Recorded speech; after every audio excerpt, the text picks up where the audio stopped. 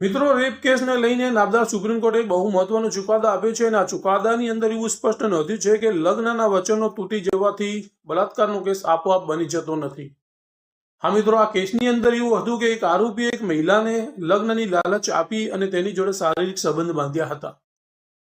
તે પછી લગ્નના વચનો તૂટી ગયા એટલે મહિલાએ તે આરોપી સામે ઇપીકો કલમ 376 મુજબની ફરિયાદ દાખલ કરી. હવે આખો મામલો નામદાર સુપ્રીમ કોર્ટમાં જાય છે અને નામદાર સુપ્રીમ કોર્ટે એવો સિદ્ધાંત સ્પષ્ટ કર્યો છે મિત્રો કે બલાત્કારનો ગુનો ત્યારે જ બને છે જ્યારે આરોપીની લગ્નની જે લાલચ હતી તે શરૂઆતથી જ ખોટી હતી, એટલે કે બદ ઇરાદે લાલચ આપવામાં આવી હતી. ફક્ત ને ફક્ત તેની જોડે શારીરિક સંબંધ બાંધવા માટે જ આવી લાલચ આપવામાં આવી હોય તેવા સંજોગોમાં જ તેની સામે જે રેપ કેસ બની શકે છે.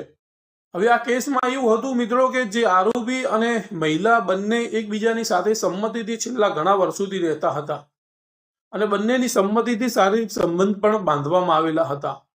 તો આ સંજોગોમાં નામદાર સુપ્રીમ કોર્ટે એવું નોંધ્યું કે લગ્નના વચન તૂટી જવાથી તે આરોપીની સામે બળાત્કારનો કેસ બનતો નથી, એટલે આરોપીને નિર્દોષ ઠરાવીને છોડી મૂકવાનો નામદાર સુપ્રીમ કોર્ટે હુકમ કર્યો છે. એટલે કાયદાનો એક સ્પષ્ટ સંદેશ છે મિત્રો કે દરેક નિષ્ફળ સંબંધ ગુનો નથી અને દરેક તૂટેલા વચન બળાત્કાર નથી. આ ચુકાદો મિત્રો ખોટા કેસોને રોકવા માટે અને સંમતિના કાયદાને સ્પષ્ટ કરવા માટે મહત્વપૂર્ણ ચુકાદો જોવામાં આવે છે. એટલે જ કહેવાય છે કે કાયદો લાગણીઓથી નથી ચાલતો, પરંતુ કાયદો પુરાવાથી ચાલે છે. આવા જ લીગલ અપડેટ્સ અને લીગલ અવેરનેસના વિડીયો જોવા માટે મિત્રો ચેનલને સબસ્ક્રાઇબ કરી લેજો, ફેસબુક ઇન્સ્ટાગ્રામને ફોલો કરી લેજો. વિડીયો સારો લાગે તો લાઈક કરજો, તમારા મિત્રો સુધી શેર પણ